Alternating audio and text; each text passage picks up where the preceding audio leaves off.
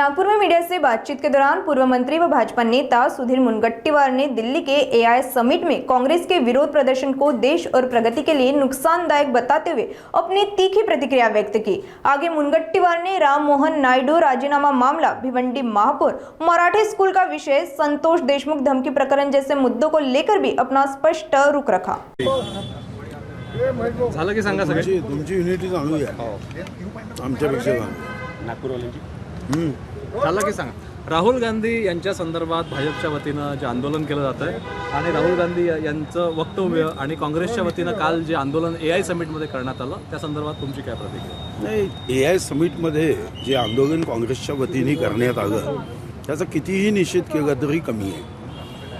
साधारणतः राष्ट्रीय स्तरावर किंवा आंतरराष्ट्रीय स्तरावर देशाच्या प्रगतीशी संबंधित एखाद्या विषयावर जर महत्त्वपूर्ण चर्चा संवाद तज्ज्ञांसोबत होत असेल तर हे काही आंदोलनाचं स्थान नाही। एआय समिटमध्ये जाऊन आंदोलन करायचं, आपला देश जगामध्ये या क्षेत्रामध्ये इनोव्हेशनमध्ये पुढे जावा हा भाव घेऊन माननीय विश्वगौरव युगपुरुष नरेंद्र मोदीजी काम करत असताना याला नाक कापून अपशकून करण्याचा प्रयत्न ही मन तंतोतंत फिट होते।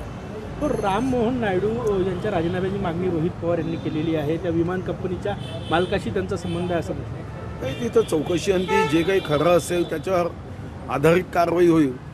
शेवटी आरोपी कोण आहे, काय गुन्हा झाला आहे, त्याच्यामध्ये काही षडयंत्र आहे का, हे तर तपासाअंती जेव्हा निष्कर्ष येतील त्यावर आधारित कारवाई होईल। उद्या रोहित पवारनी काही सांगितलं म्हणून एखाद्यावर कारवाई होऊ शकते का? त्यांना तो अधिकारही नाही।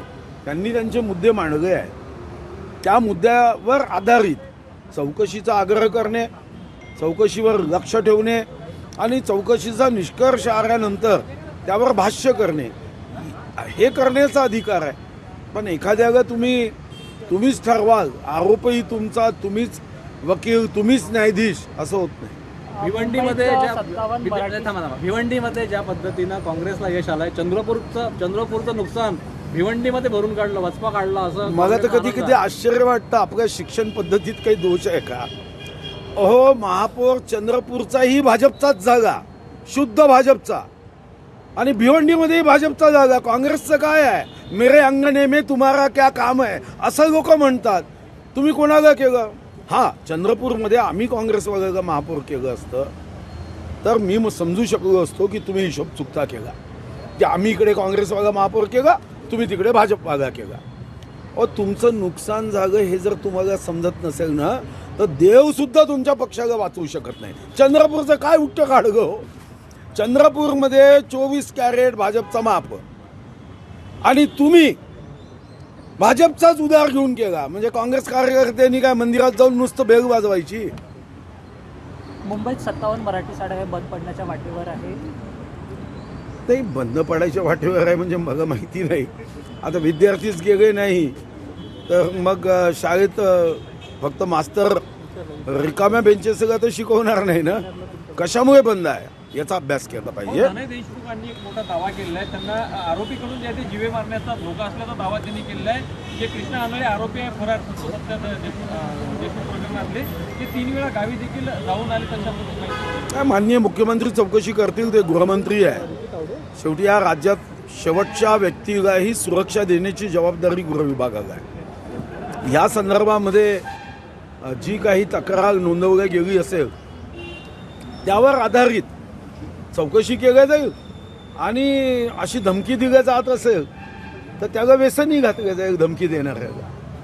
वाघांचे हल्ले वाढत आहे आणि वाघ मानव संघर्ष वाढत चालला आहे। राज्यमंत्री या खात्याला नाही आहे आणि वनमंत्री मुंबईचे असल्यामुळे त्यांचे दौरे म्हणजे तुम्ही ज्या पद्धतीने करायचे तेवढे होत नाही आहे, त्यामुळे जबाबदारी कोण स्वीकारणार आहे सगळं डे टू डे? यावर मी भाष्य करणे योग्य नाही।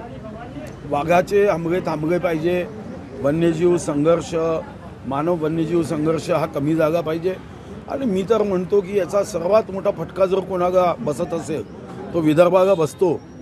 शक्यतो या अधिवेशनामध्ये जी मदत केली जाते त्या मदतीमध्येही वाढ करण्याची मागणी मी नक्की करणार. हत्ती, बिबट, वाघ असे 3 जे प्राणी आहे त्या तिन्हीसाठी काय मागणी होणार आहे अधिवेशनात? नाही, चर्चा होईल तेव्हा मी काही मुद्दे घेऊन काढले आहे, ते मुद्दे मी मांडणार आहे.